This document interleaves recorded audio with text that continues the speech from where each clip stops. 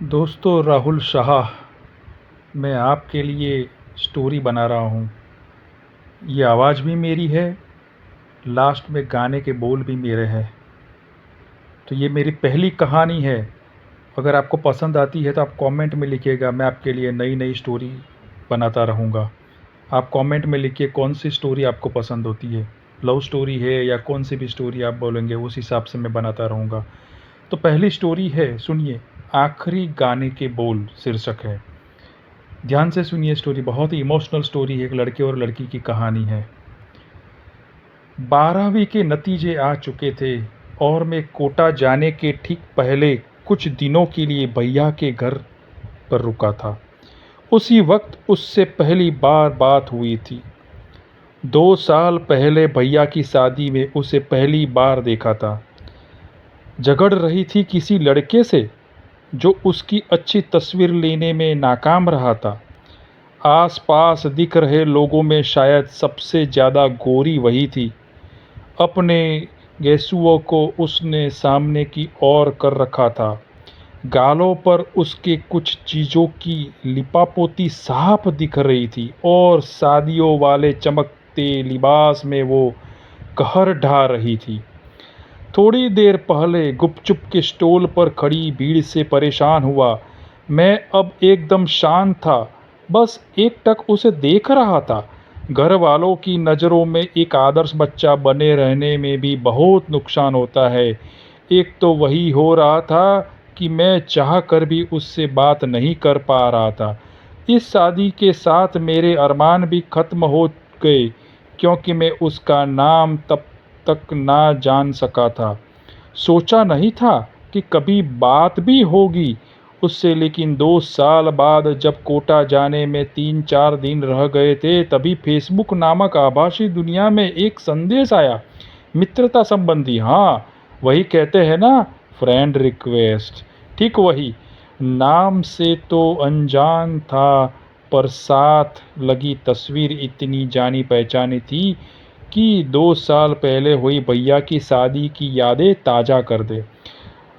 वो मैसेज होते हैं ना, when crush sent you friend request वाले, ठीक वैसा ही हो रहा था।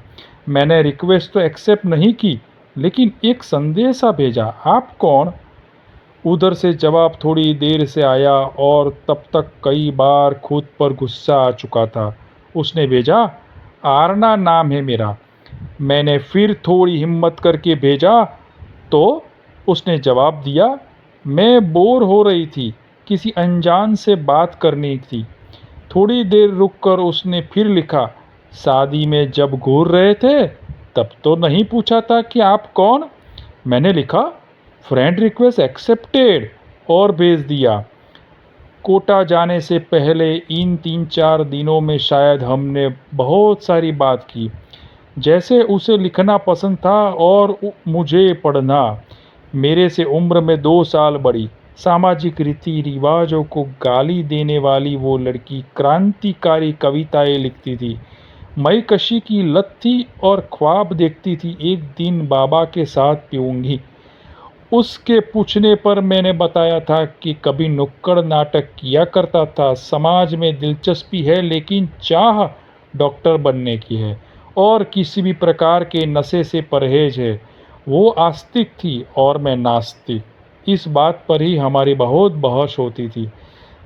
जब कोटा जाने का वक्त आया तो मैंने अपना एक नंबर उसे दे दिया और बता दिया कि शायद 1 साल इंटरनेट से दूर ही रहूँगा और वक्त मिलने पर मोबाइल से ही बात हो पाएगी। कोटा पहुंचने के 3-4 दिन बाद एक नंबर ने मेरे छोटे से नोकिया में दस्तक दी। अब तक वो बातें पढ़नी पड़ती थी, वो सब सुनाई देने लगी थी। क्लास के ख़त्म होते ही खाने जाना और फिर मेरा 1 घंटा रोज का उससे उसके लिए था। हमने मैसेज पैक्स एक्टिवेट करवाए थे, क्योंकि उसे अपनी कविता भेजनी थी और मेरी लिखी हुई तारीफ उसे पढ़नी होती थी। उन्हीं मैसेज में अब वो गाने के बोल भेजती थी, जिससे मुझे सुनने को बोलती और मैं गानों को मुझब मुहज़बानी याद कर लेता था। ये अलग बात थी कि इससे पहले मेरी गानों में बहुत दिलचस्पी नहीं थी। 3 खूबसूरत महीने कैसे ही बीत गए पता ही नहीं चला। फिर दिवाली की छुट्टी में मुझे भैया के घर जाना था। मैं ट्रेन में अपनी सीट पर बैठा था कि उसने एक संदेश भेजा, बेवकूफ़ हो तुम? मैंने पूछा, मैंने क्या कर दिया? उसने लिखा, क्योंकि तुम खुद कभी नहीं कर पाओगे। क्या? मैंने वापस लिखा।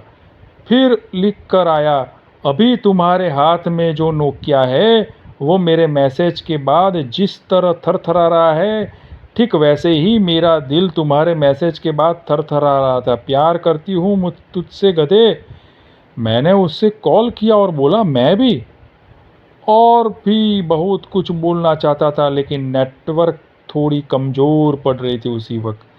फिर शायद 1 महीने में हम एक दूसरे में खो चुके थे। इन सब में मेरी पढ़ाई का अच्छा खासा नुकसान भी हो चुका था। इस बात का इल्म तब हुआ जब मैं एक टेस्ट के नतीजे बेहद ख़राब आए। मुझे खुद पर बहुत गुस्सा आया, समझ नहीं पा रहा था, समझना ही नहीं चाहता था कि गलती किसकी थी। इस बीच उसका कॉल आया और मैंने गुस्से से उसकर चीज़ का जिम्मेदार बताया और नोकिया का लाल वाला बटन भी दबा दिया। उसी रात न मेरी आंखें में नींद आई और न मेरे मोबाइल में उसका कॉल। फिर 2 दिन तक पढ़ाई को लेकर बेहद जिम्मेदार होने का दिखावा करने लगा। मैंने उसे मैसेज भेजा, आई एम सॉरी। फिर बहुत सारे कॉल्स किए लेकिन कोई जवाब नहीं मिला। अगले दिन सुबह मैसेज मेरे मोबाइल में से जगने से पहले आ चुका था, मुझे कभी किसी की रानी नहीं बनना, क्योंकि वो राजा के नाम से जानी जाती है। मुझे यही खुला गगन चाहिए जिसमें मैं अपनी कलम की पंख ले उड़ सकूं। मुझे शायद प्यार के बारे में न बहुत अच्छा लिखना आता है और न ही प्यार करना। तुम पूछते थे ना कि मैंने तुम्हें क्यों पसंद किया, क्योंकि तुम में प्यार करने का हुनर है। तुम्हें अच्छा लिखना नहीं आता है, फिर भी मेरी तारीफ में लिखे तुम्हारे हर्ज मुझे सोचने पर मजबूर कर देते हैं। तुम्हारे प्यार करने का जो तरीका है, तुमसे बात करते वक्त मैं आज़ाद महसूस कर रही होती हूँ। तुमने मेरे जीवन के अब तक के सबसे खूबसूरत क्षण दिए हैं। काश कि तुमसे मिलके तुम्हारा धन्यवाद कर पाती, लेकिन इन सब में मैं इतनी खो गई कि तुम्हारे सपने का सोच नहीं पाई। माफ़ कर देना अगर कर सको तो। अगर वापस रिप्लाई नहीं करोगे तो मुझे लगेगा कि तुमने मुझे माफ़ किया। अलविदा। साथ में इस बार उसने एक आखिरी बार किसी गाने के बोल भेजे थे। तो सुनिए गाने के बोल।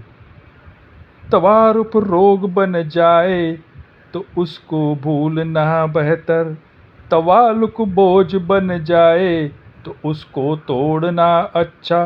वो अफसाना जिसे अंजाम तक लाना न हो मुमकिन, उसे एक खूबसूरत मोड़ देकर छोड़ना अच्छा। चलो एक बार फिर से अजनबी बन जाए, चलो एक बार फिर से अजनबी बन जाए हम दोनों। दोस्तों, ये कहानी का अंत है। कैसी लगी आपको स्टोरी? Please comment.